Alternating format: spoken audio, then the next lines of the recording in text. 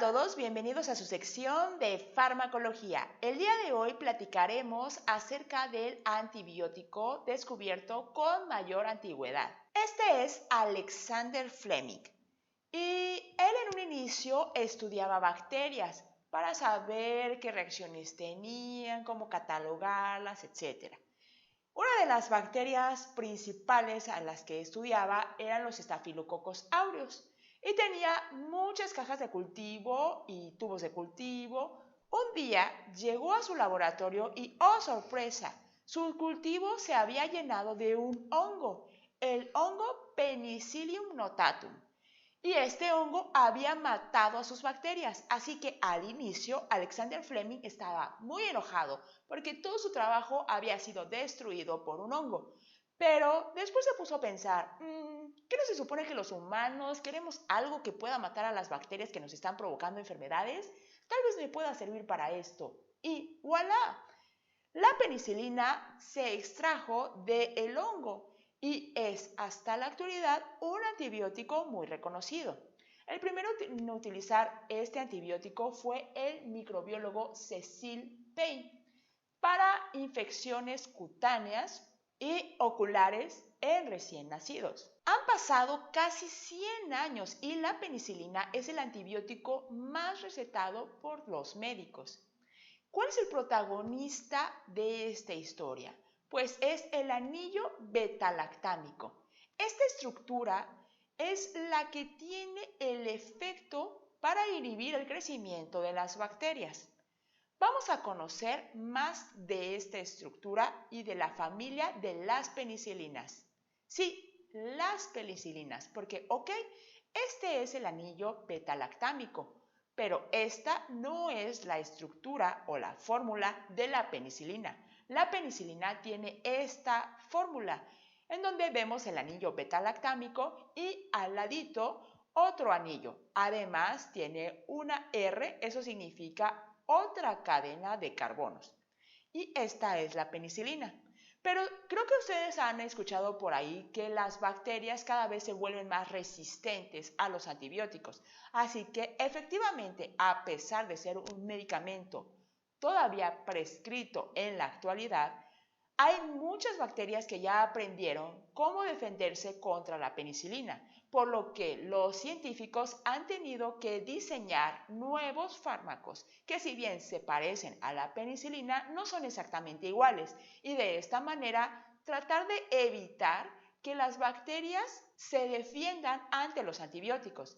Entonces, a continuación les voy a presentar los diferentes grupos de lo que llamamos penicilinas, es decir, medicamentos que son derivados de la penicilina y que su funcionamiento es el mismo, pero ya no son tan resistentes las bacterias a estos nuevos medicamentos. En el segundo término tenemos las cefalosporinas. ¿Habían escuchado el término cefalosporina? Pues efectivamente, las cefalosporinas también pertenecen a las penicilinas. Luego tenemos las carbapenemas, los monobactámicos y el ácido clavulánico. Dentro de todos estos grupos, nosotros podemos tener muchos medicamentos distintos, pero los vamos a ver a continuación.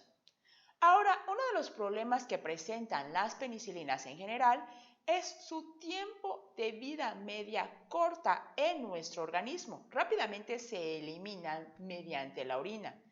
Entonces, el ertapenem es de los que más tiempo dura dentro de nosotros y tan solo dura 4 horas. Luego tenemos la ceftriaxona, que dura hasta 8 horas.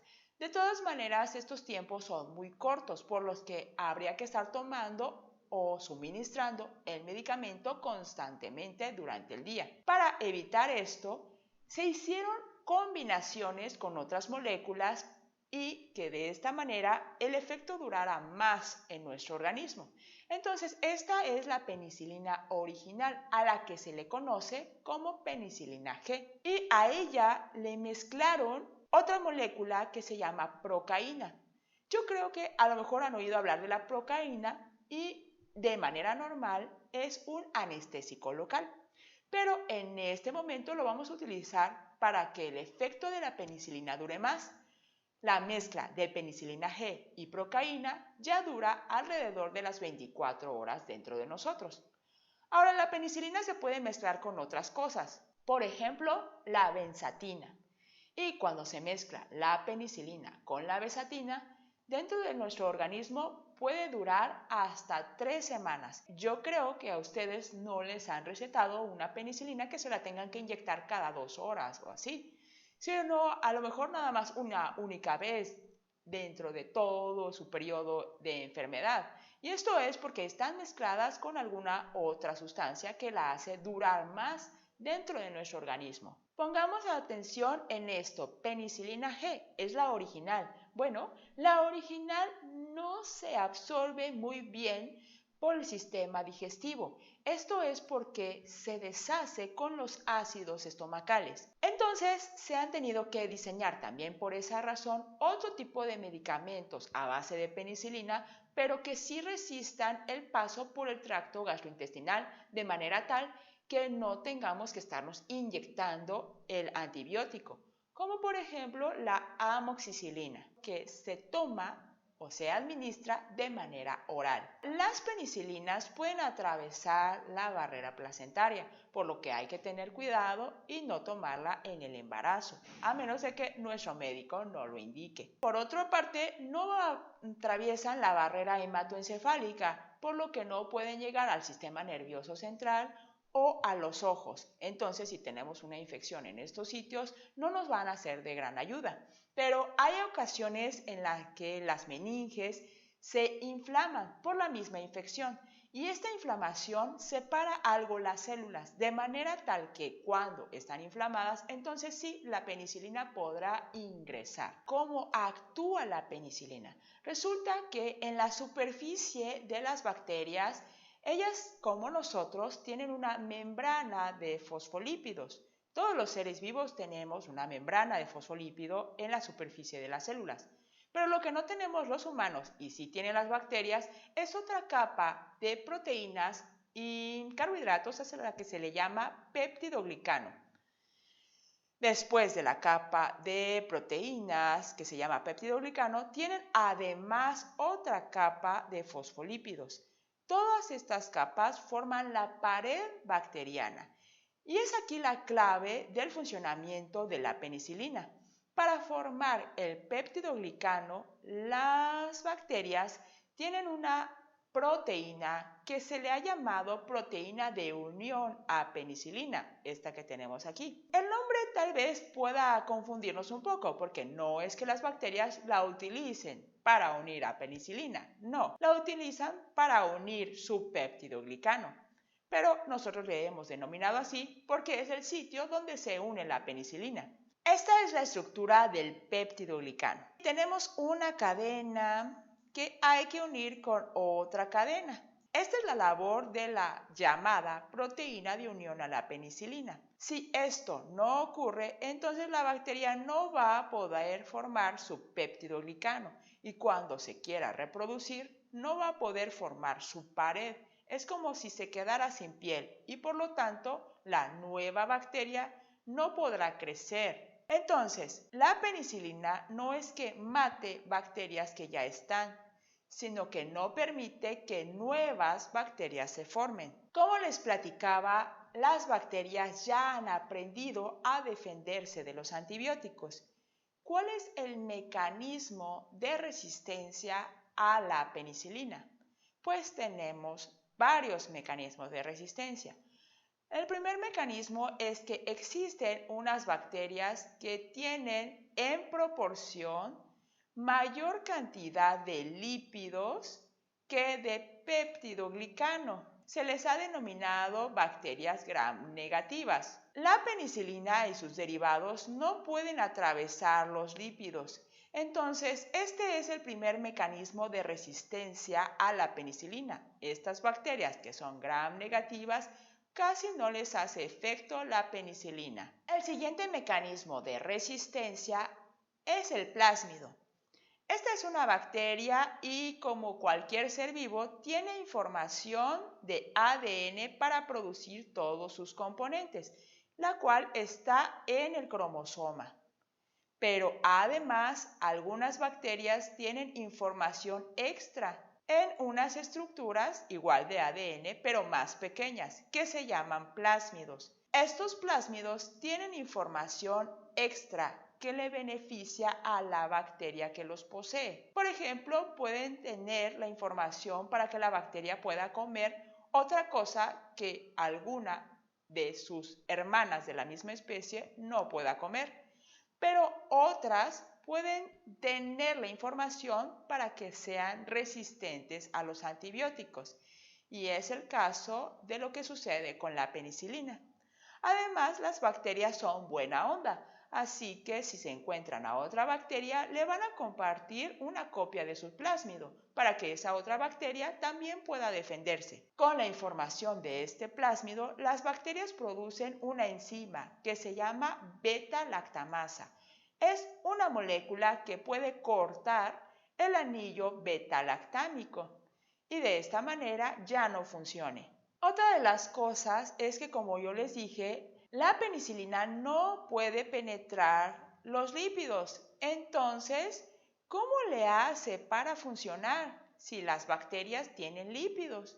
Pues las bacterias también tienen poros y la penicilina aprovecha esos poros para colarse al interior y aquí hacer su función, en donde se está formando el peptidoglicano. Hay algunas bacterias que al ver esta situación disminuyen la cantidad de los poros para que la penicilina ya no pueda ingresar. Otra de las acciones que puede hacer la bacteria es contar con bombas que expulsen a la penicilina una vez que ya haya ingresado. Existen otras modificaciones que se le han hecho a la penicilina con diferentes fines. Por ejemplo, para que la podamos tomar por vía oral, y a esta se le llama penicilina B. También, por ejemplo, se le ha agregado algún grupo funcional, como puede ser el caso de las aminopenicilinas. También se han hecho estructuras que tengan resistencia a las beta-lactamasas. A estas se les llaman penicilinas estafilocócicas. Se han diseñado otras que tengan mayor poder de penetración en esas bacterias gram negativas y se llaman aminopenicilinas. Existe una bacteria que nos ha costado a lo largo del tiempo mucho trabajo en eliminar. Son las pseudomonas. Entonces también se han diseñado penicilinas con actividad antipseudomónicas. Pasemos a otro grupo de las mismas penicilinas, los inhibidores de las beta-lactamasas, como el ácido clavulánico. Estos inhibidores, si bien funcionan para que la beta-lactamasa no tenga efecto, en ellos mismos no tienen mucho efecto como antibiótico, por lo que generalmente están combinados con otro antibiótico para realmente tener efecto. Sin embargo, sí tienen efecto contra Acinetobacter baumannii, o al menos el sulfactam. Este es una bacteria que se encuentra comúnmente en los hospitales. Esto es porque es biota normal, es decir, todas las personas en general la tenemos, pero el punto es que en un hospital puede ocasionar problemas dado que los pacientes ya están algo débiles por su enfermedad. Pero además, ¿qué tal que se hicieron una herida, tal vez por una cirugía?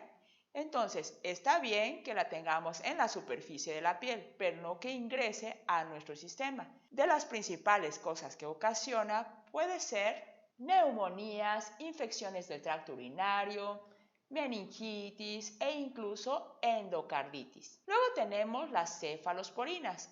Y de las cefalosporinas existen diferentes generaciones. Estas generaciones se han realizado porque los medicamentos carecen de alguna propiedad. Por ejemplo, los de la primera generación son muy efectivos contra las bacterias gram positivas, pero no contra las gram negativas. Además, ya han generado diferentes bacterias resistencia contra las cefalosporinas, así que hay que hacer nuevas. Y así llegamos a las nuevas generaciones, la de segunda generación, tercera generación, cuarta generación. Y con esto se ha logrado que sí tengan efecto contra las bacterias gram negativas.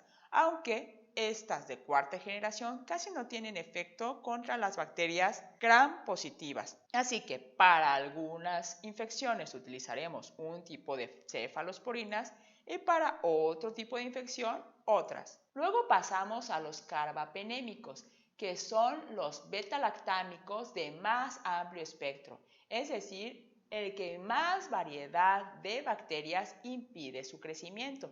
Dentro de estos podemos tener los siguientes ejemplos, pero no tienen actividad frente a unas bacterias a las que les llamamos estafilococos resistentes a meticilina.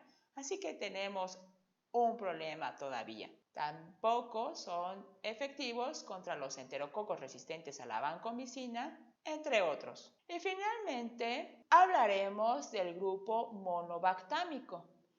El Astronaut es el único perteneciente a este grupo y tiene una función muy buena contra las bacterias que sean gram negativas, aerobias y aerobias facultativas. Aerobia significa que les guste el oxígeno, o sea que respiren oxígeno, y aerobias facultativas es que aunque no respiran oxígeno, no les hace daño. Pero no todo es color de rosa con los antibióticos beta-lactámicos. Yo creo que han escuchado que las personas pueden presentar alergia a la penicilina. Y esta puede ser muy grave porque puede cerrar las vías respiratorias. Así que no todas las personas son aptas para recibir todos estos medicamentos de los que platiqué. Deben de tener cuidado y, como siempre, visitar a su médico. Si tienen cualquier duda o curiosidad, por favor déjenla en la cajita de los comentarios y nos vemos en la próxima. ¡Chao!